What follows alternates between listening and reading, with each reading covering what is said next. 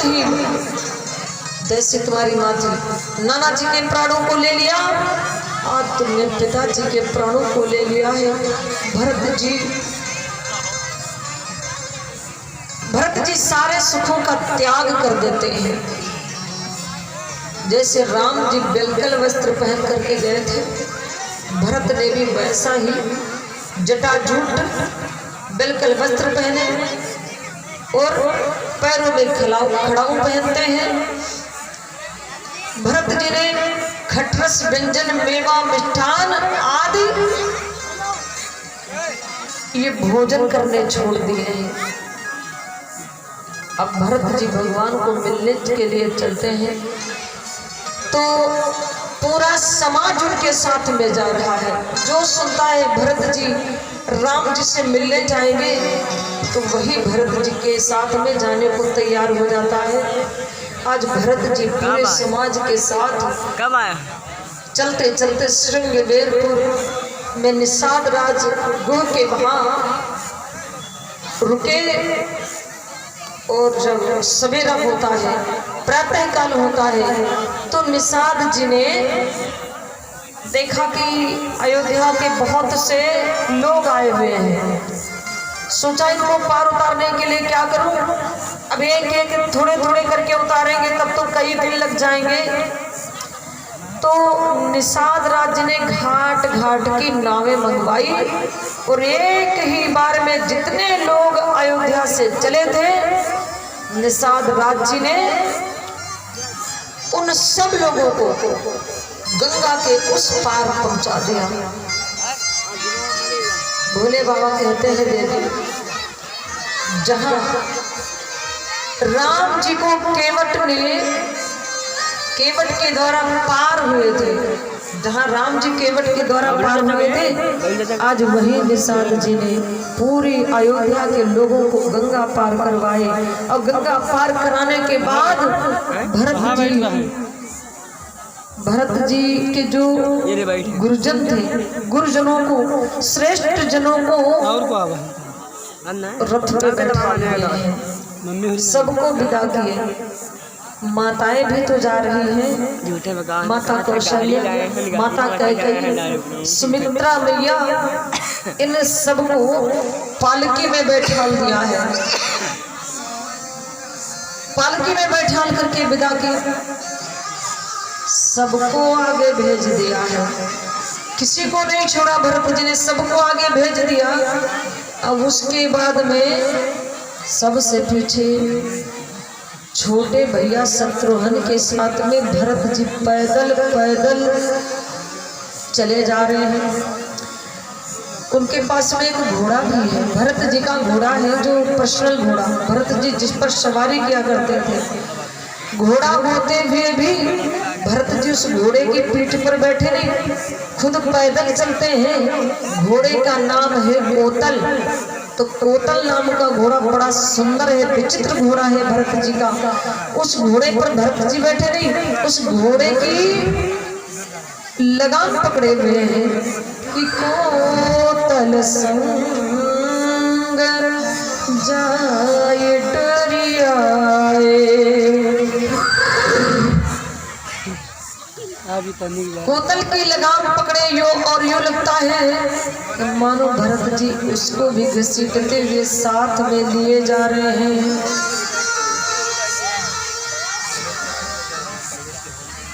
अब भरत जी भैया शत्रुघ्न जी के साथ में चले जा रहे हैं, नंगे पैरों से जा रहे हैं, पैदल पैदल। भरत जी सेवकों ने देखा कि महाराज भरत जी पैदल जा रहे हैं, तो पैदल जाते पहली बार भरत जी पैदल चले अपने जीवन में, इसलिए सेवकों ने देखा तो सेवकों ने प्रार्थना करी, हे प्रभु, हे भगवान, आप रथ पे बैठ जाइए। भरत जी बोले नहीं। सेवकों ने कहा तो आप अपने घोड़े पर ही बैठ जाइए। भरत जी बोले नहीं, ना ही मुझे घोड़े पर बैठना है, ना ही मुझे रथ पे बैठना है, मुझे तो बस पैदल ही चलने में बहुत अच्छा लगता है।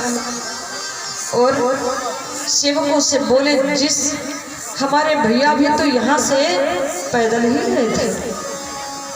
मैं कैसे बैठ सकता हूँ रथ में, मैं कैसे घोड़े की पीठ पर बैठ सकता हूँ। भक्तों कहते हैं, संतों का मत है, विद्वानों का मत है,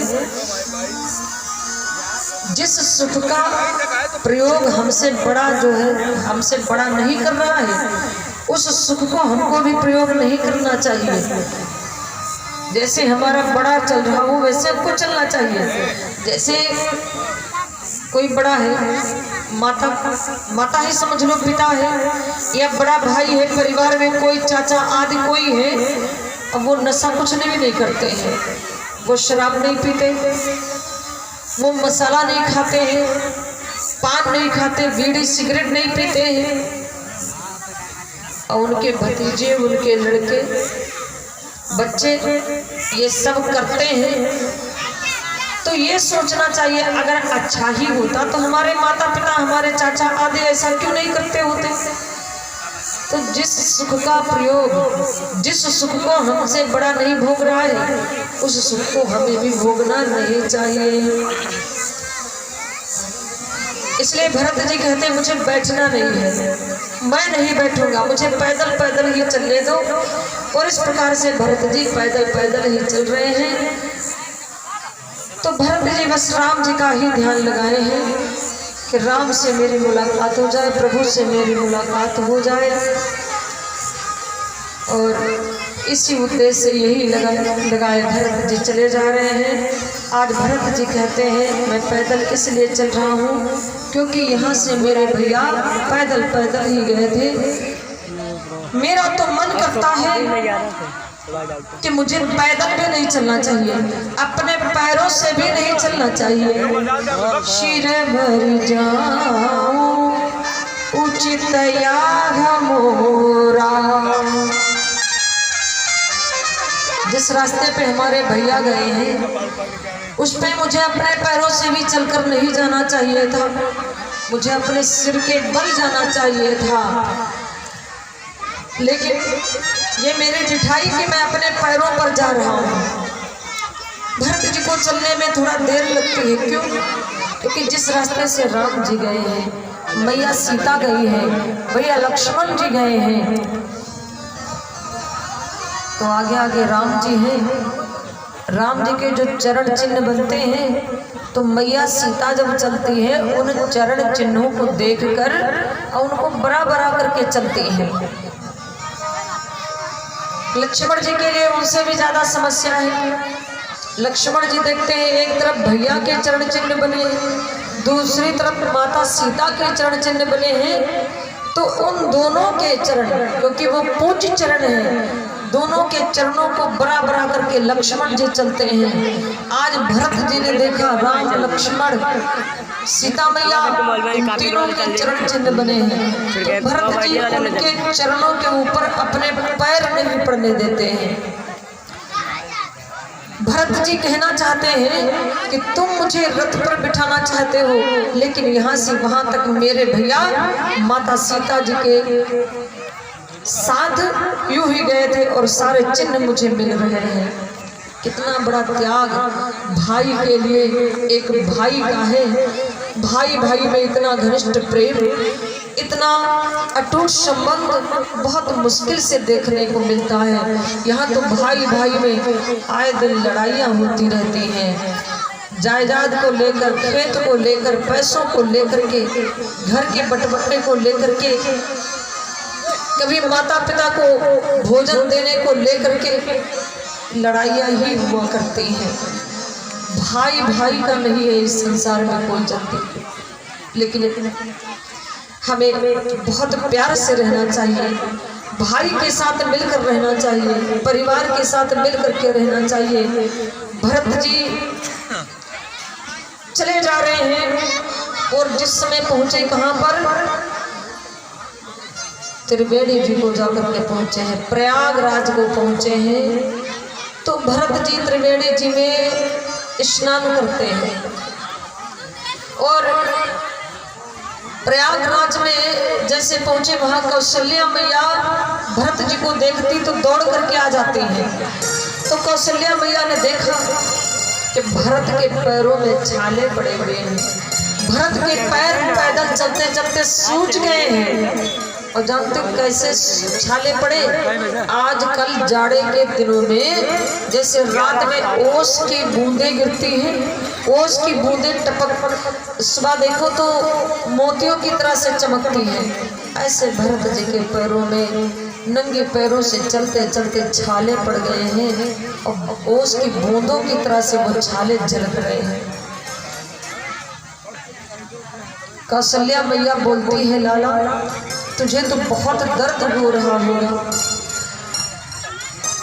भरत जी कहते हैं, माता ये दर्द तो कुछ भी नहीं है, पाँव के छाले तो सभी को दिखाई दे रहे हैं, लेकिन जो छाले मेरे हृदय पर पड़े हुए हैं भगवान रघुनाथ जी को छोड़कर उन छालों को और कोई नहीं देख पा रहा है। जो पीड़ा मेरे हृदय में है माँ, उसको तुम केवल मेरे प्रभु ही देख पा रहे हैं और कोई नहीं देख पा रहा है। मैं किससे कहूँ, अपने क्या कहूँ। भरत जी सबके साथ त्रिवेणी में स्नान किए। तीर्थराज प्रयाग में के बाद लोग दान पुण्य करते हैं।